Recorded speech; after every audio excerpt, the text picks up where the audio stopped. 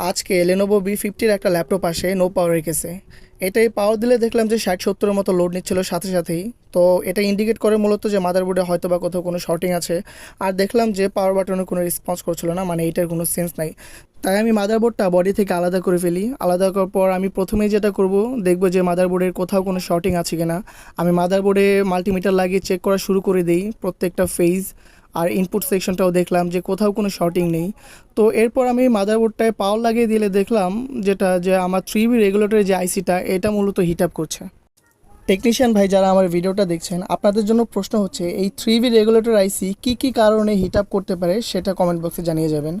তো আমি প্রথমেই যেটা করব, যে কন্ট্রোলারটা আছে আমার কন্ট্রোলারটা ঠিক আছে কিনা সেটা চেক দিতে হবে, কারণ কন্ট্রোলারটা শর্ট হয়ে গেলেও এরকম হয়। তো কন্ট্রোলারটা যাওয়ার সময় আমি চেক দিতে যাই, চেক দিতে যেয়ে দেখি ফিজিক্যালি এখানে এরকম ফাঙ্গাস হয়ে গেছে, মানে অক্সিডাইজড হয়ে গেছে।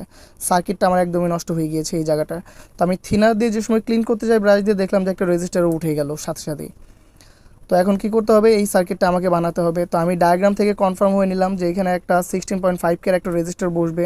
তো আমি আমার একটা স্ক্র্যাপ থেকে 16.5 রেজিস্টার নিয়ে আমি মাদারবোর্ডটা লাগিয়ে দিই।